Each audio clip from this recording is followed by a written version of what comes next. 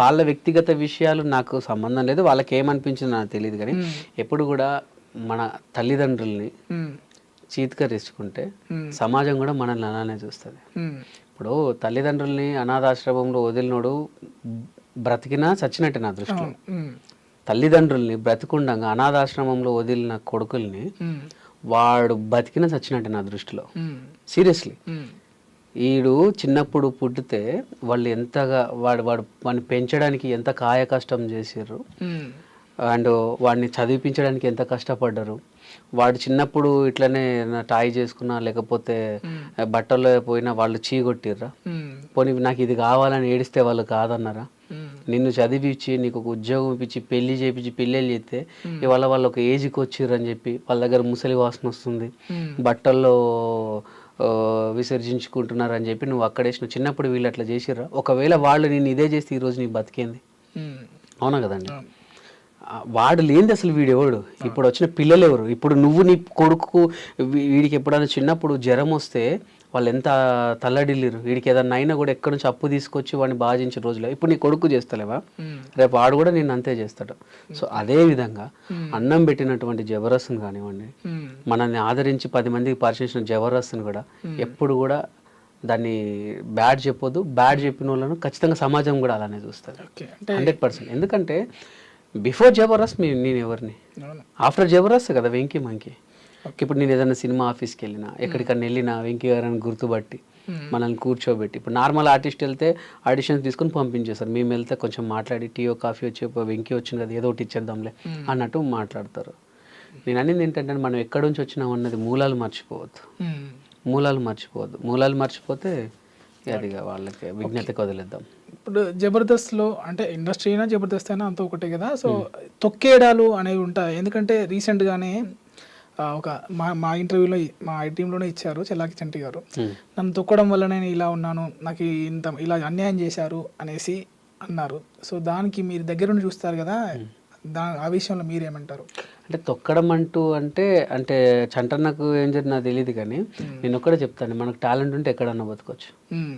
అది జబర్దస్తే కావచ్చు, డిఏ కావచ్చు, శ్రీదేవి డ్రామా కంపెనీ కావచ్చు, ఇంకా ఏదైనా స్టార్ మానే కావచ్చు, జీ తెలుగే కావచ్చు, ఎక్కడైనా బ్రతకొచ్చు.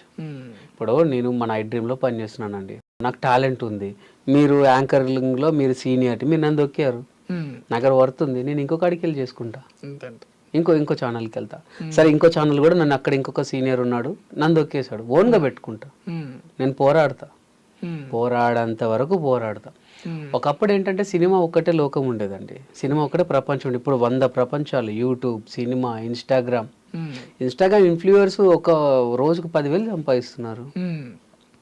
మనల్ని ఎవరు తొక్కారంటే మరి అప్పుడు ఆ టైంలో సినిమా ఒక్కటే ఉండే కాబట్టి పాపం ఆయనకు అది హెల్త్ బాగా లేకుంటున్నప్పుడు అదే అప్పుడు అన్న ఓన్లీ సినిమా ఒక్కటే ఉండే కదా. అప్పుడు అది ఎప్పుడు ఒక 4-5 years బ్యాక్. ఇప్పుడు చూడండి ఎంత అయిందో.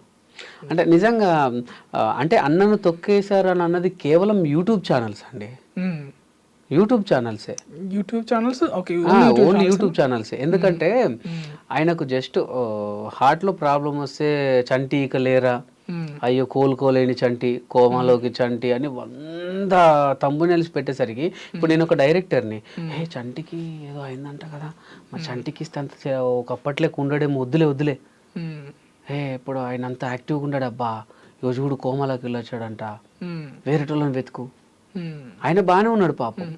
సో ఈ థంబ్నెయిల్స్ మీరు చూసారు కదండి, ఎలా ఉంటదంటే అత్తతో అల్లుడు బెడ్రూమ్లో అని ఉంటది, ఏం లేదు, అత్తతో అల్లుడు బెడ్రూమ్లోకి వెళ్ళి అత్తమ్మ మీ ఇంట్లో లైట్ పని చేస్తుందనే ఉంటది లోపలికి వెళ్తే.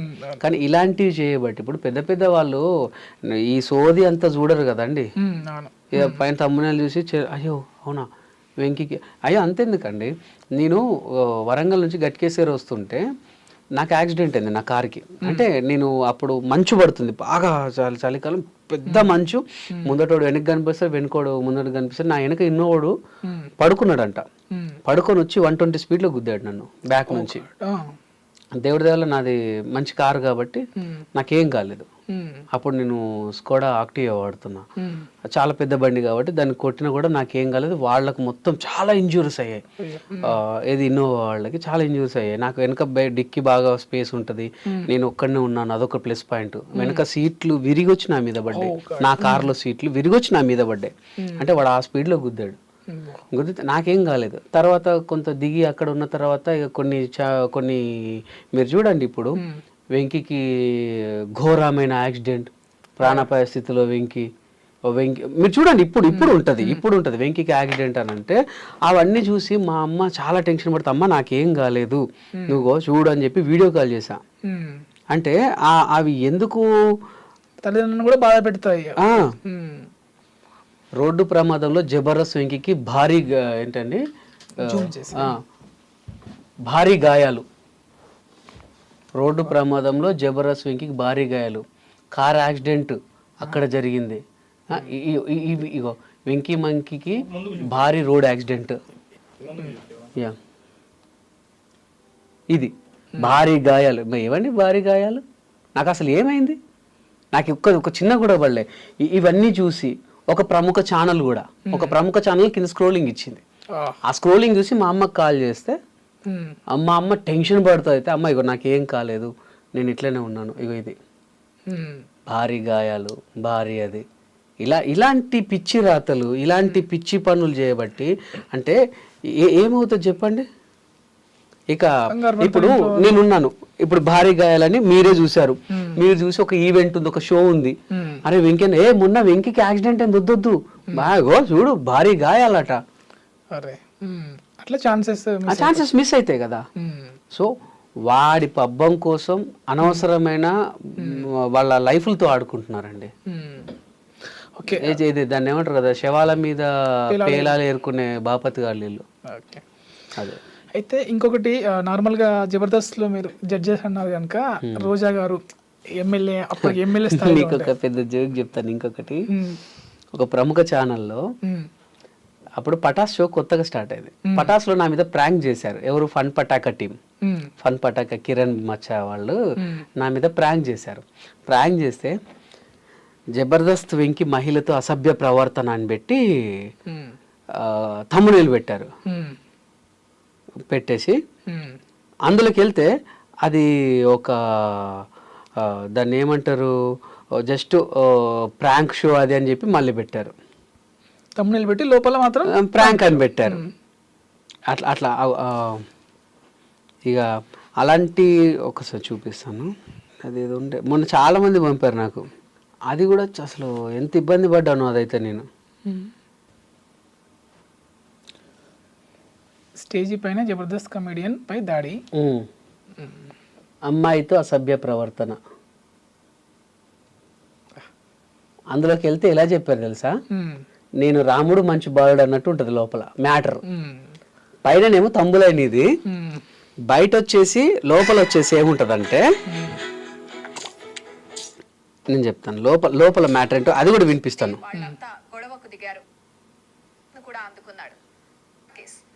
జబర్దస్త్ ఎంతో మంది వర్తమాన కామెడియన్స్ కి లైఫ్ ఇచ్చింది. అందులో వెంకీ ఒకడు. మిమిక్రీ, వెంట్రిలాక్విజం ఆర్టిస్ట్ గా కెరియర్ ను ప్రారంభించాడు వెంకీ. ఇలా సుదీర్ఘమైన కెరియర్ లో ఎన్నో ఈవెంట్లలో తనదైన శైలి కామెడీతో ఆకట్టుకుంటాడు. తద్వారా ఎనలేని గుర్తింపును కూడా అందుకున్నాడు. దీంతో పాటు తెలుగు రాష్ట్రాల్లో మంచి పేరు కూడా సంపాదించుకున్నాడు. ఇలా సాగిపోతున్న వెంకీకి కొందరు టీం లీడర్ల ద్వారా జబర్దస్త్ లో పాల్గొనే అవకాశం దక్కింది.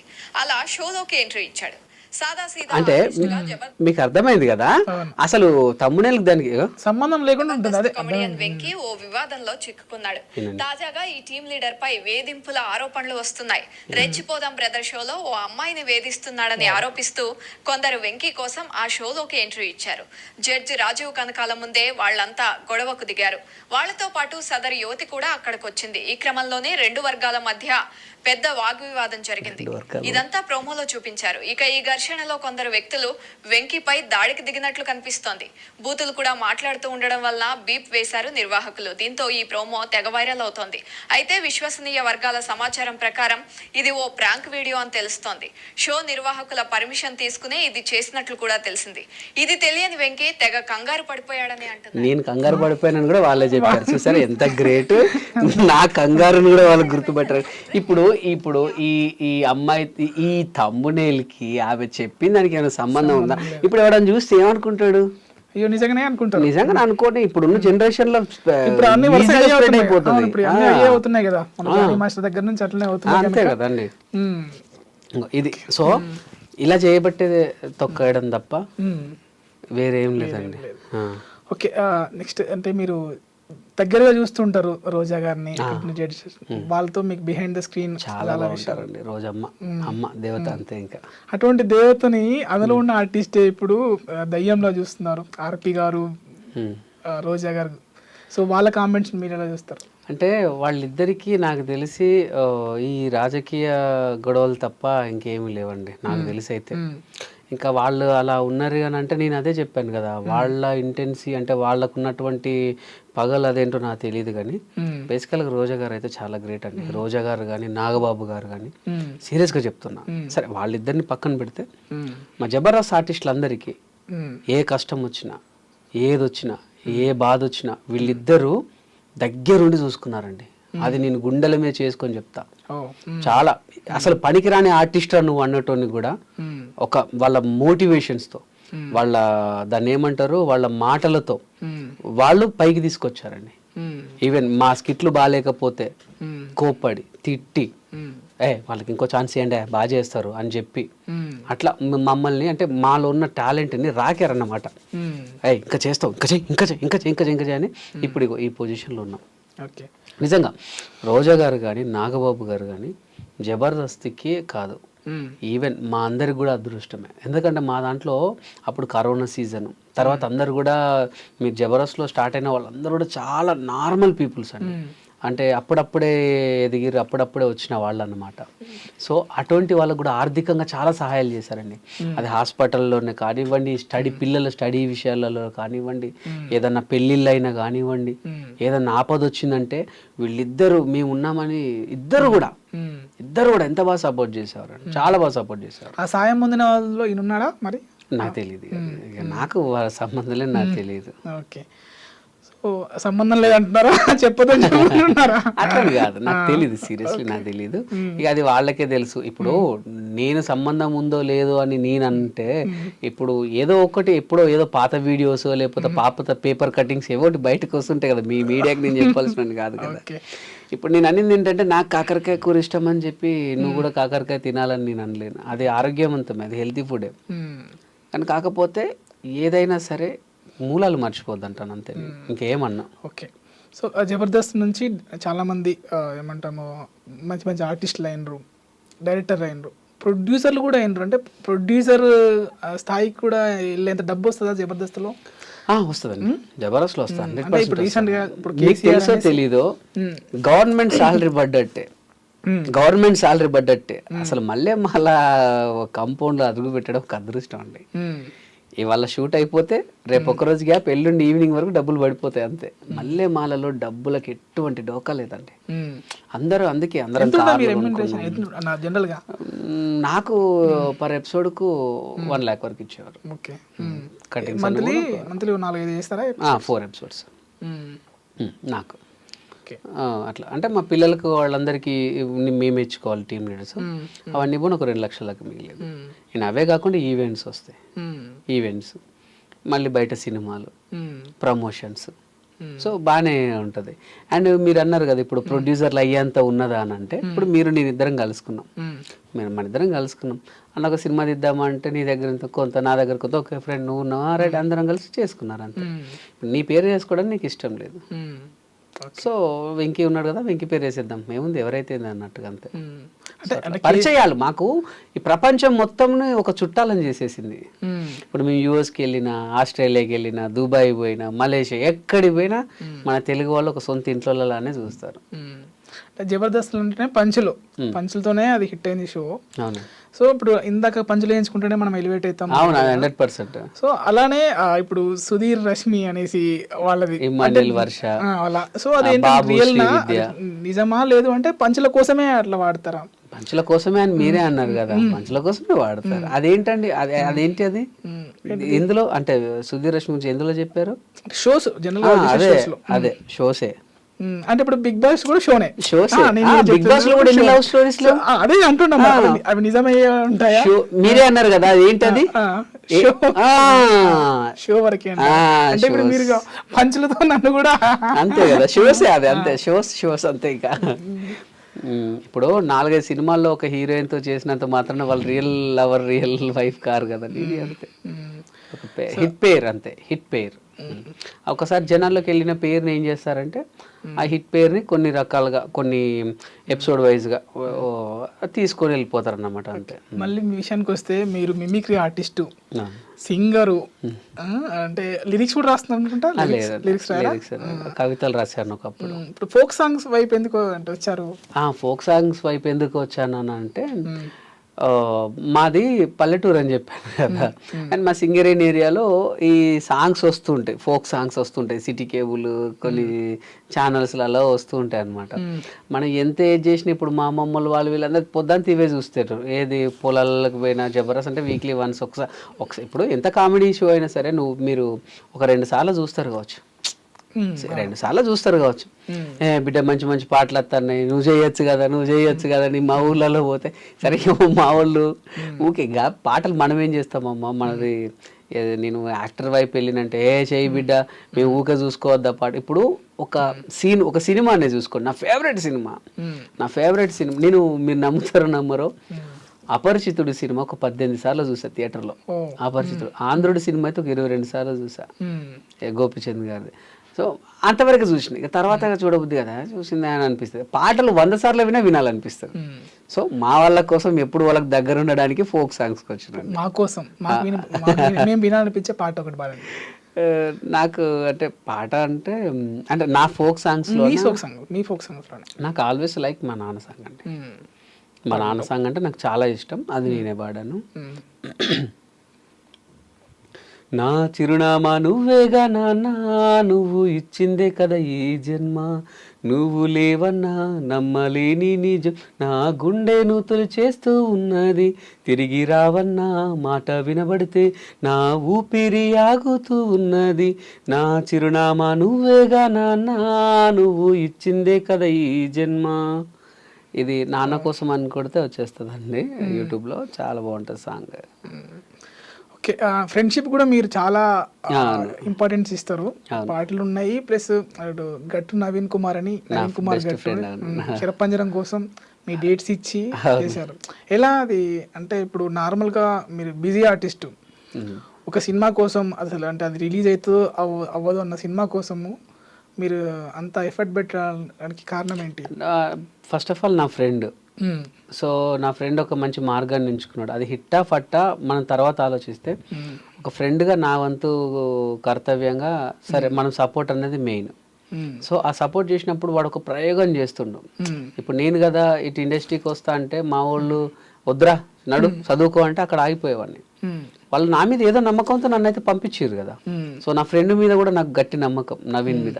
వాడు ఏదో సాధిస్తాడు, ఏదో చేస్తాడన్న నమ్మకం ఉండే. సో మామ నువ్వు కానీ నేను అనుకుంటా, నువ్వు కానిచ్చేసే నేను ఎన్నుకుంటా అని చెప్పి సో తనకు ఫుల్గా సపోర్ట్ చేయడం జరిగింది. నాకు తెలిసి నేను ఒక 20-25 డేట్స్ ఇచ్చా, 25 డేట్స్ వరకు ఇచ్చా. మాదే పెట్రోల్, మాదే ఫ్రూట్స్ అన్ని మేమే తీసుకెళ్లే వాళ్ళం. మీ క్యారెక్టర్ కూడా బాగానే ఉంటుంది, విలన్ గా చేశాను నేను అందులో. కానీ ఎక్కడ చాలా మంది అన్నారు ఏంటంటే ఎక్కడ కూడా దొరకలేదు, అంటే ఒక కమెడియన్ విలన్ గా చేస్తే దొరికిపోతారు. నేను ఎక్కడ కూడా దొరకలేదు అది అని చాలా మంది ప్రశంసించారు. పెద్ద పెద్ద వాళ్ళు కూడా నాకు ఫోన్ చేసి అప్రిషియేట్ చేశారు. ఒరేని అమ్మా నువ్వు ఏంద్రా బాబు, నువ్వు కమెడియన్ అనుకుంటే ఇందులో ఏంద్రా విలన్ గా చేసావా అనేసి. అంటే కామెడీగా సాగిపోయి సీరియస్ క్యారెక్టర్ వెళ్ళిపోతుంది. అది వేరియేషన్ నాకు చాలా బాగా ఇచ్చాడు వాడు. నన్ను ఫస్ట్ నుంచి దగ్గర నుంచి చూశాడు కాబట్టి ఇది మా వాడే బెస్ట్ అనుకొని ఆ క్యారెక్టర్ రాయడం జరిగింది. దానికి నేను న్యాయం చేశాను. సో వాడు మొత్తానికైతే ఆ శరపంజరం ద్వారా చాలా పెద్ద సక్సెస్ కొట్టాడు. అండ్ ఇప్పుడు మా ఫ్రెండ్స్ మేము వాడికి ఎన్నుకొని సపోర్ట్ చేసింది నిరూపించుకున్నాడు. ఒకవేళ మేము ఫస్ట్ జీరో బడ్జెట్ సినిమా ఎక్కడ రూపాయి పెట్టకుండా ఏమో రోజుగా తొర్రూరు దాకా అక్కడ 150 కిలోమీటర్లు తొర్రూరుకు అప్ అండ్ డౌన్ నాకు 3000 పోతాయి రాలేనరా వద్దులేరా అని అంటే అప్పుడే డిసప్పాయింట్ అయిపోయి ఇంత మంచి ఒక డైరెక్టర్ని మనం మిస్ అయ్యేవాళ్ళం. ఒక ఫ్రెండ్స్కి నేను అనేది ఒకటే, మన ఫ్రెండ్స్కి మనమే సపోర్ట్ ఉండాలి, మన వాళ్ళకి మనమే సపోర్ట్ ఉండాలి.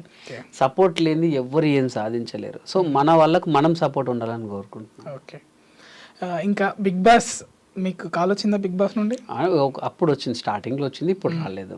అప్పుడు కొంచెం పేమెంట్ ఇష్యూస్ వల్ల అయిపోయింది, తర్వాత రాలేదు. ఇంకా చూస్తారా, ఫాలో అవుతారా బిగ్ బాస్? చూస్తా. నేను ఎంటర్టైన్మెంట్, ఇప్పుడు నేను ఒక టీవీ షో నుంచి వచ్చాను, సో నేను ఏ షోను కూడా తక్కువ అంచు నేను. ఇంకోటి ఏంటంటే నా ఐడియాలు కూడా ఏంటంటే ఒక డైరెక్టర్ అవ్వాలని. సో నేను ప్రతి షో చూస్తా, ప్రతి సినిమాలు చూస్తా, రిలీజ్ అయిన ప్రతి సినిమాలు చూస్తా, అండ్ ఓటీటీలోకి వచ్చిన ప్రతి సినిమా వస్తా. అరే ఆ సినిమా అమ్మతోడు అబ్బా తలకాయ నొప్పిరా, అరే మా గలీజ్రా అన్న సినిమాకి కూడా పోతా. ఎందుకంటే అది ఎందుకు జనాల్లోకి చేరలేకపోయింది అన్నది కూడా చూస్తా నేను. ఎలా అవినాష్ ఎలా ఆడుతున్నారు? అవినాష్ బాగా అందులో అందరూ మనవాళ్ళే. ఇప్పుడు అవినాష్ మంచిగా ఆడుతున్నాడు, ఆడొక్కడని కాదు ప్రతి ఒక్కరు మనవాళ్ళే అందులో ఉన్న. ఇప్పుడు ప్రజెంట్ ఉన్నటువంటి రోహిణి తీసుకోండి, నవీల్ని తీసుకోండి, నవీల్ వరంగల్ అబ్బాయి, వీళ్ళందరూ కూడా మనవాళ్ళే. సో మనం అందరు తెలిసిన వాళ్ళే. ఇక ఒక్కరిని సపోర్ట్ చేస్తే అట్లేం లేదు, అందరు మనవాళ్ళే. ఇంకా ఏముంది, అరే నువ్వు అన్నా నువ్వు అక్కడ ఆయన గురించి చెప్పినావు, అన్నా ఈ గురించి చెప్పినావు, అరే ఇక్కడ చెప్పినా ఎంత ఉంటది కదా. అందరు మనవాళ్ళే, అందరు బాగా ఆడుతున్నారు. ఓకే, సో మీరు ఇలానే మీ ఈ యొక్క ఆర్టిస్ట్గా, డైరెక్టర్గా, ఫ్యూచర్లో ప్రొడ్యూసర్గా, అంటే ఇప్పుడు ప్రొడ్యూసర్ కూడా కావాలి అంటే అందరూ అయినప్పుడు మీరు కూడా కావాలి కదా. అంటే నాకు తెలిసి నా పరిధి వరకు ఒక మంచి ఆర్టిస్ట్గా, మంచి డైరెక్టర్గా పక్కా చేస్తా 100%. ఒక ఫ్యామిలీ అందరు కలిసి ఇంటిల్లి 10 కూర్చొని హ్యాపీగా నవ్వుకునే సినిమాలు చేస్తా నేను. 100% కామెడీకే పెద్ద పీటేస్తాను. ఇక వేరే సినిమాలు అంటే కమర్షియల్కి వెళ్ళిపోయాను. ఖచ్చితంగా కడుపుబ్బ నవ్వించే కామెడీ సినిమాలు అయితే పక్కా చేస్తాను. అదే నా గోల్ కూడా అదే. ఇంటిల్లి 10 వస్తే ఇక హ్యాపీగా నవ్వుకొని వెళ్ళిపోవాలంతే, అదే నా గోల్. బలగం వేణు గారు అన్నారు కదా, సో మీకు స్టార్టింగ్ మీకు నేను వేణన్న టీంలో 24 ఎపిసోడ్లు చేశా. బలగంలో ఎందుకు చేయలే మరి? ఇక అప్పటికి మేము జబర్దస్త్లో అందరం బిజీ. మా జబర్దస్త్ మీకు బలగం అనే కాదు, మీకు గుర్తుందో లేదో ఒక చిన్న ఎగ్జాంపుల్ చెప్తాను. జబర్దస్త్ వదిలేసిన వాళ్ళందరూ కూడా సినిమాల్లో బిజీ అయ్యారు. జబర్దస్త్లో ఉన్న వాళ్ళు సినిమాల్లో ఎక్కువగా లేరు. అవి అడపదడప. ఇప్పుడు నేను కూడా జబర్దస్త్ చేస్తూ కేవలం ఒక 10-12 సినిమాలు చేశాను అంతే. బట్ వదిలేసిన వాళ్ళు చాలా సినిమాల్లో ఉన్నారు. కారణం ఏంటంటే జబర్దస్త్ ఏంటంటే మనం మంత్లీ వాళ్ళకు ఒక 6 days ఇవ్వాల్సి వస్తుంది. మంత్లీ 6 days ఇవ్వాల్సి వస్తుంది. ఆ 6 days ఫస్ట్ వీక్లో 2 days, మిడిల్ వీక్లో 2 days, లాస్ట్ వీక్లో 2 days. ఇప్పుడు నీకు ఏదైనా 1-2 days సినిమాలు వచ్చాయి అనుకోండి, అవి అయితే చేయగలుగుతున్నాం. ఇప్పుడు పెద్ద సినిమాలు ఎలా ఉంటాయంటే బల్క్గా 10 రోజులు ఇస్తారు, 12 రోజులు ఇస్తారు పెద్ద సినిమాలు. సరే 2 రోజులు జబర్దస్త్ ఉందండి అంటే వాళ్ళు మన కోసం పెద్ద కాస్టింగ్ పెద్ద ఆర్టిస్టులు ఆపలేరు. సో వాళ్ళు ఏం చేస్తారంటే అవునా వెంకీ వద్దులే వేరేగా తను పెట్టి మనకి ఎందుకు రిస్క్ అంటారు. మేము వచ్చి సార్ పెద్ద సినిమా వచ్చింది షెడ్యూల్ రాను అంటే కుదరదు, ఇక్కడ అగ్రిమెంట్ ఉంటుంది. సో అట్లా చాలా సినిమాలు మిస్ అయ్యారు, చాలా మంది మిస్ అయ్యారు. అందుకోసం అని చెప్పి ఇప్పుడు చాలా మంది బయటికి రావడానికి రీజన్ కూడా అదే. ఎందుకంటే జబర్దస్త్ మాకు అన్నీ ఇచ్చింది, ఎవ్రీథింగ్, డబ్బు ఇచ్చింది. చెప్పాను కదండి, గవర్నమెంట్ సాలరీ ఇవాళ షూటింగ్ అయిపోతే ఎల్లుండి డబ్బులు పడిపోతాయి, అంత భరోసా. ఎక్కడ కూడా ఏ ఆర్టిస్ట్ కూడా రూపాయి ఆపలేదండి జబర్దస్త్. మళ్ళీ ప్రొడక్షన్, అందులో నో డౌట్. సో అట్లా మాకు అన్నీ ఉన్నాయి, కానీ మా గోల్ అనేది అక్కడ ఆగిపోతున్నాం అన్న ఒకే ఒక ఉద్దేశంతో అందరు బయటకు వస్తున్నారు. చివరగా అప్కమింగ్ రైటర్స్ కానీ ఆర్టిస్ట్ కానీ మీరు చెప్పేది ఏంటి, దాంతో క్లోజ్ చేస్తాం. అంటే అప్కమింగ్ రైటర్స్ కానీ ఆర్టిస్టులు కానీ నేను ఒకటే చెప్తానండి, చాలామంది కూడా సార్ అప్పుడప్పుడు రైటర్స్ ఆడిషన్స్ అని చెప్పి మనం పెడితే 100 మంది వస్తారు. నిజంగా చెప్తున్నాను, ప్రామిస్గా చెప్తున్నాను, దయచేసి మీ దగ్గర వర్త్ ఉంటేనే రండి, టైం వేస్ట్ చేసుకోకండి. వస్తాడు అన్న నాకు 2 స్కిట్లు ఉన్నాయన్న, ఏంటంటే ఇప్పుడు బాగా తాగుతాడన్న, బాగా తాగి బామ్మర్దిని కొడతాడన్న, అక్కడ వస్తుంది, అక్కడ కొడతాడు బామ్మర్దిని కొడతాడు, ఇది కామెడీ అని అంటాడు.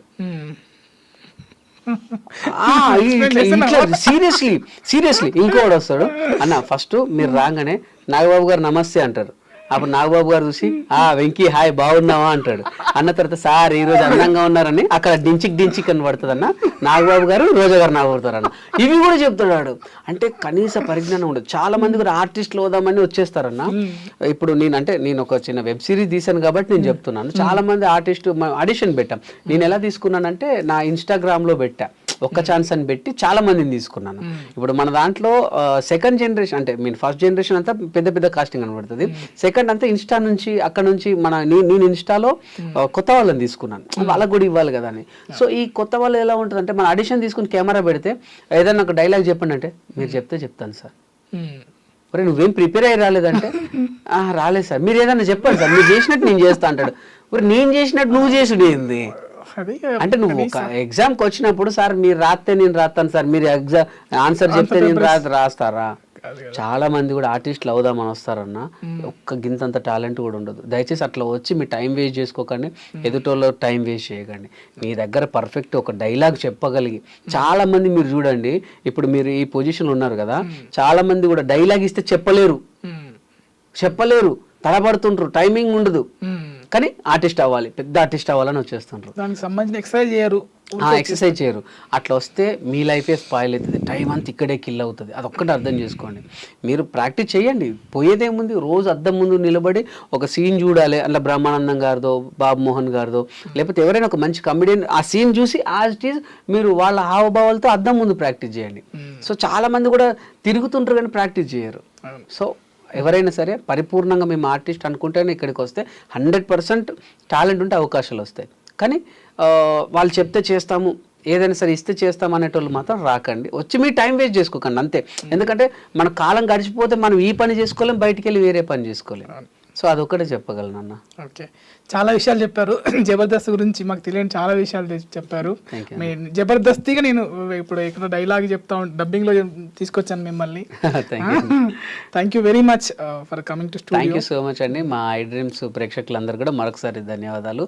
అండ్ మా బావ బామ్మది త్వరలోనే మీ ముందుకు వస్తుంది. నేను ఫస్ట్ టైం డైరెక్షన్ చేశాను, చాలా బాగుంటుంది. సో మీరందరూ కూడా ఆదరించాలని మన ఐ డ్రీమ్ వారి ఆధ్వర్యంలో మిమ్మల్ని కోరుకుంటున్నాను. Thank you so much. Thank you.